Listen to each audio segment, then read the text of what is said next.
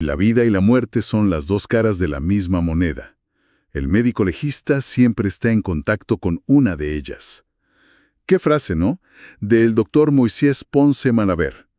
Nos da pie perfecto para el tema de hoy. Totalmente. Una frase muy potente. Bienvenidos a esta exploración a fondo de la medicina legal y las ciencias forenses. Vamos a mirar de cerca la realidad peruana usando las fuentes que hemos revisado. Así es, porque, aunque a veces no lo parezca, la medicina y el derecho van de la mano. Acompañan a la persona, bueno, desde antes de nacer hasta después de morir, como bien decías. ¿Y hoy cuál es nuestra misión? ¿Qué buscamos aclarar? Pues la idea es desentrañar qué es exactamente esto de la medicina legal. ¿Para qué sirve realmente? ¿Qué desafíos se enfrenta aquí en Perú? Y claro, el rol del médico que a veces es complejo, ¿no? Todo esto basado en la experiencia de campo que reflejan las fuentes y textos clave que tenemos. Perfecto, entendido.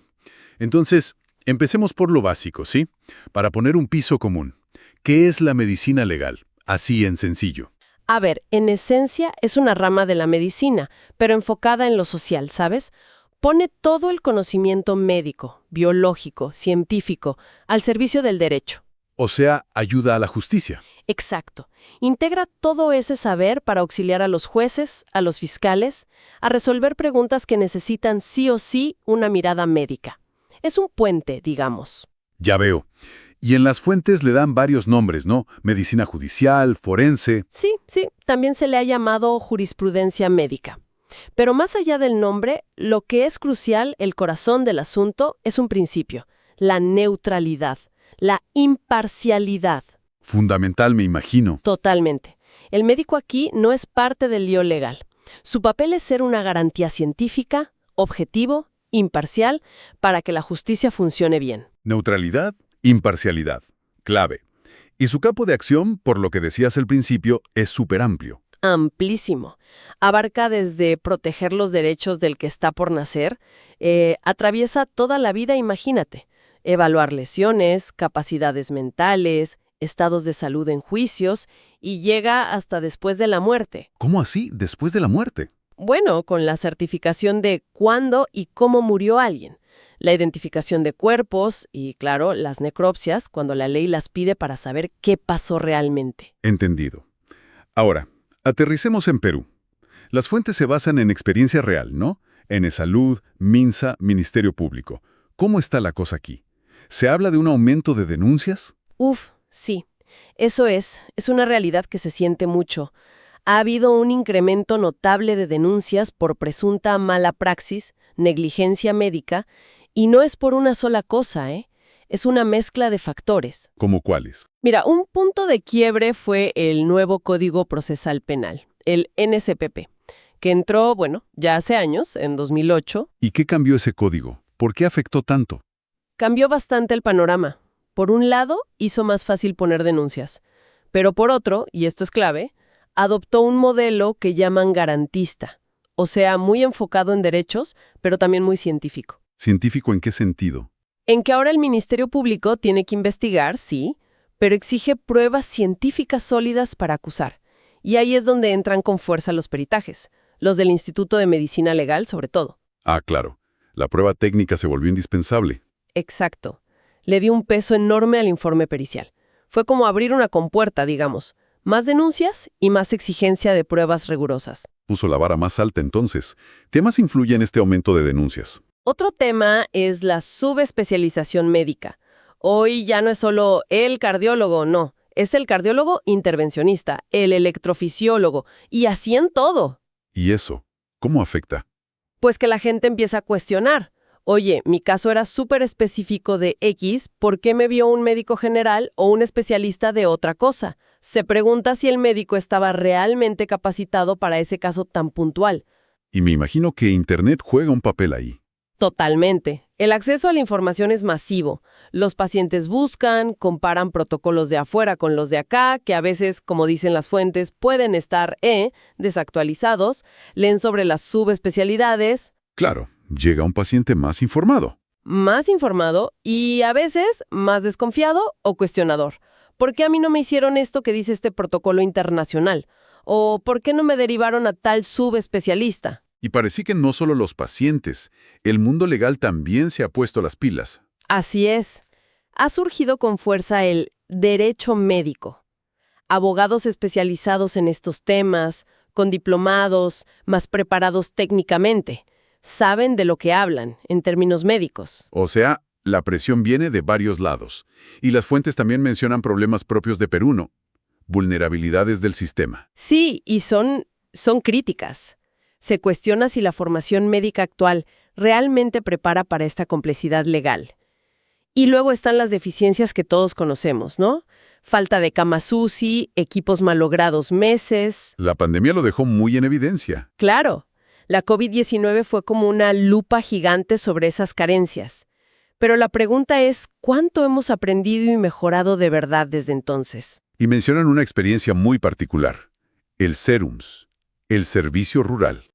El SERUMS para muchos médicos jóvenes es un choque fuerte con la realidad. Establecimientos precarios, falta de medicinas, de equipos básicos. Y lo más fuerte, asumen por primera vez responsabilidad legal directa, solos, muchas veces. Suena durísimo. El primer encuentro con dilemas médico-legales complejos y en condiciones difíciles. Exactamente. Es un escenario muy, muy formador, pero también potencialmente traumático. Bueno, frente a este panorama tan complejo, hay salvavidas. ¿Qué se puede hacer para prevenir problemas? ¿Qué herramientas tiene el médico? La principal, sin duda, es el conocimiento.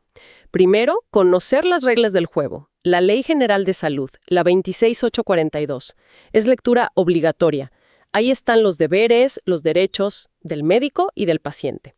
Conocerla bien es el primer escudo. Aparte de la ley, ¿qué más? Los protocolos, las guías de práctica clínica. Pero ojo, que estén actualizadas. Las fuentes critican que a veces se usan protocolos de 2016, 2017. En medicina, eso es una eternidad. Claro, todo avanza muy rápido. Rapidísimo. La actualización tiene que ser constante, basada en la mejor evidencia. Metaanálisis, revisiones sistemáticas. De hecho, actualizar un protocolo sería un excelente tema de tesis, como sugieren. Y luego está ese documento que parece ser la clave de bóveda de la defensa. La historia clínica, sin dudarlo. Es el documento médico legal más importante. No es solo un apunte de lo que hiciste. Es la prueba de qué hiciste y por qué. Tiene que ser muy detallada. Muchísimo. Clara, legible, completa. Un error gravísimo, y es falta ética y legal. Es no registrar algo pensando, así no me complico. Error. Es al revés. Lo que no está escrito, para la ley, simplemente no pasó. Y da lo mismo si es digital o en papel. Legalmente, sí, ambas valen igual. Lo importante es el contenido. Preciso, veraz, completo, oportuno. Es tu mejor defensa, pero también es clave para que otros médicos entiendan el caso y para la continuidad de la atención. Mencionaste antes los peritajes y la colaboración con la justicia. Eso nos lleva al rol del médico no solo como tratante, sino a veces como perito. ¿Qué significa ser perito? A ver, un perito es básicamente un experto. Alguien que sabe mucho de una ciencia, un arte, un oficio, y que un juez o fiscal necesita para entender algo técnico en un caso legal. El médico perito aporta su ciencia para aclarar cosas médicas o biológicas. Y está regulado. Hay leyes sobre eso. Sí, claro.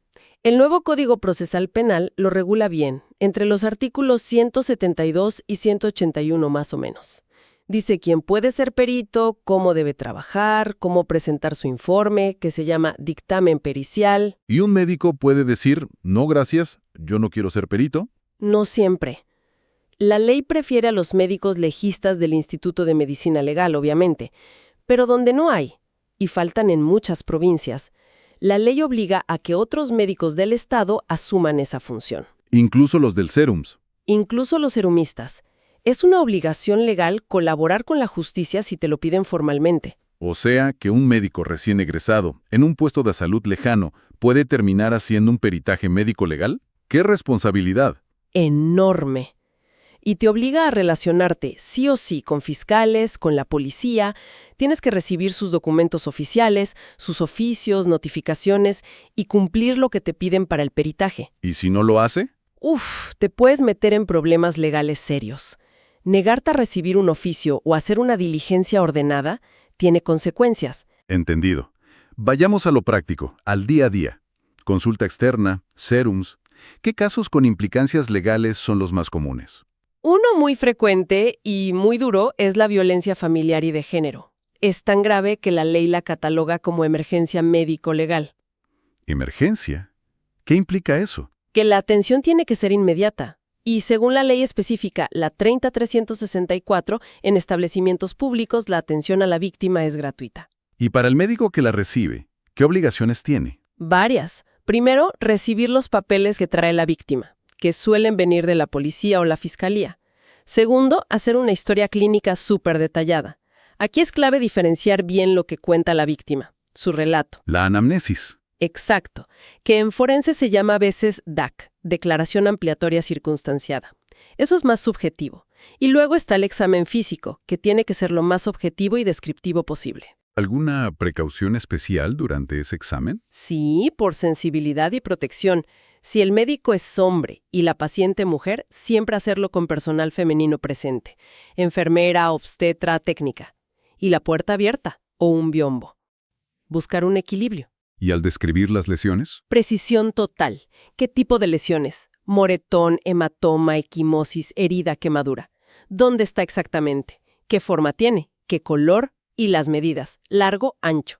No es lo mismo decir moretón en brazo que hematoma violáceo de 5 por 3 centímetros en cara externa del tercio medio del brazo derecho. La diferencia es crucial. Las fuentes hablan de perenizar la evidencia. ¿Qué es eso? Eso es importante, sobre todo si las lesiones pueden desaparecer rápido o en casos que generan mucha atención mediática, ¿no? Violencia contra niños, autoridades. Consiste en tomar fotos de las lesiones, objetivas. Fotos. ¿Se puede? Sí, pero ojo, sin mostrar la cara de la persona. Se usa un código o el número de historia para identificar. Y esas fotos se adjuntan a la historia o se menciona que existen. ¿Por qué? Porque a veces el pedido formal del informe médico-legal llega semanas después, cuando ya no se ve nada. Esas fotos perenizadas son oro. Permiten hacer un informe preciso basado en lo que se vio en su momento. Muy claro. Aparte de violencia familiar, ¿qué más es común, sobre todo en el serums, en zonas rurales?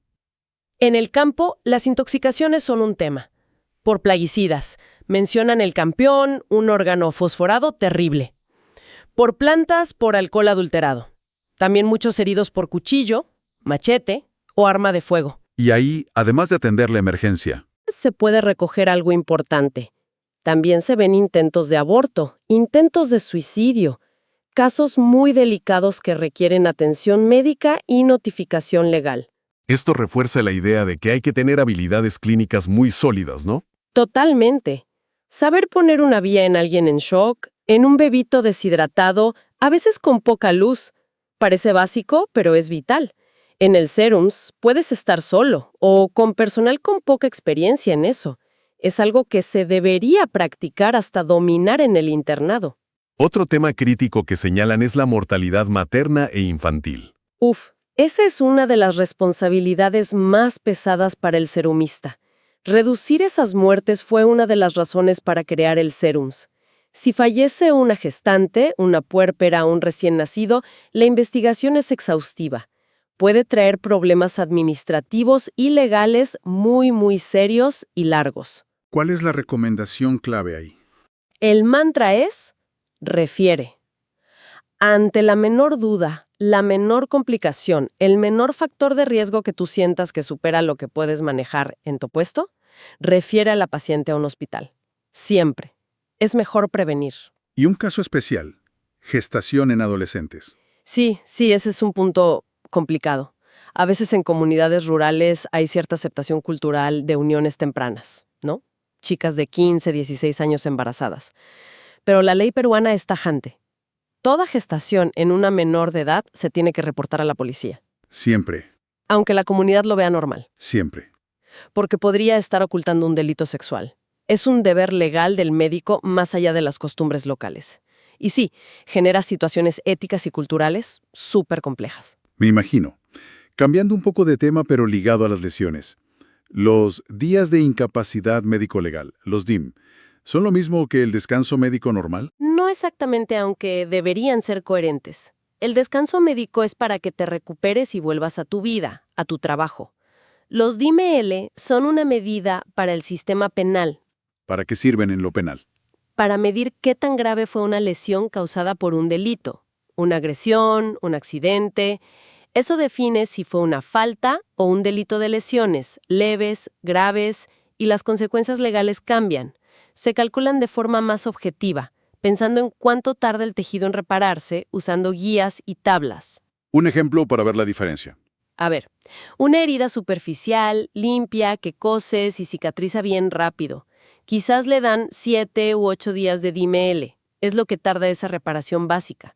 Pero una fractura fea de fémur en un abuelito de 90 años que necesita operación, rehabilitación larga, con riesgo de complicaciones, le pueden dar 90 días o más de DIMEL. Y no solo importa el tipo de lesión, ¿verdad? Claro, importa dónde está una herida en la cara, no es lo mismo que en la espalda, qué tan profunda es, si afectó nervios, vasos, la edad del paciente, si tenía otras enfermedades.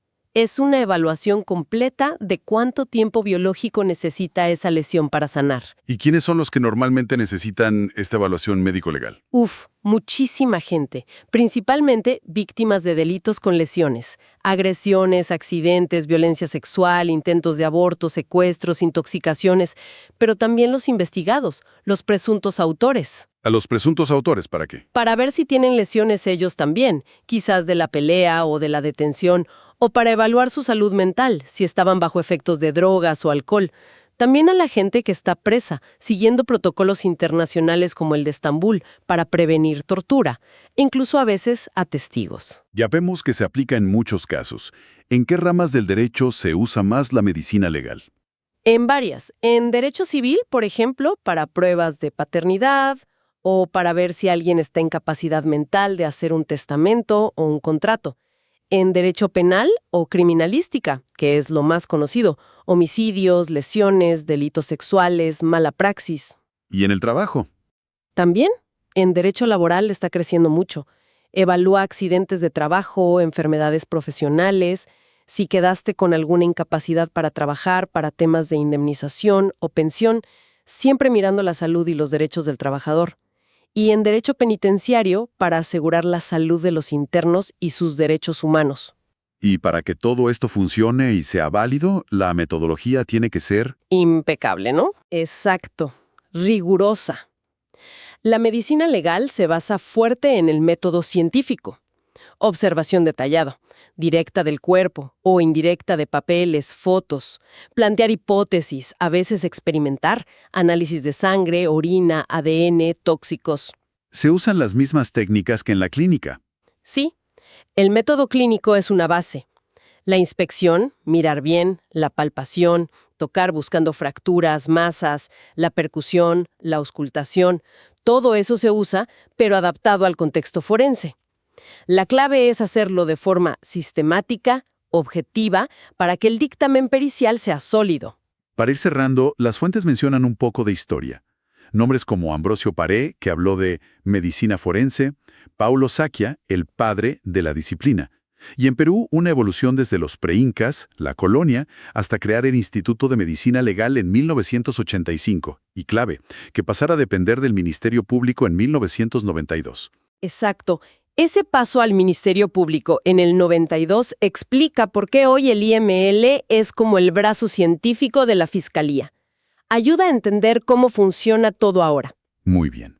Entonces, resumiendo un poco, la medicina legal es ese puente vital entre la ciencia médica y la justicia. Aquí en Perú enfrenta retos grandes, pocos recursos a veces, leyes que piden más y más ciencia y muchas denuncias. Así es. Y para los médicos, esto significa que tienen que estar súper preparados, no solo en medicina, sino en lo legal y forense. Documentar todo impecablemente, esa historia clínica.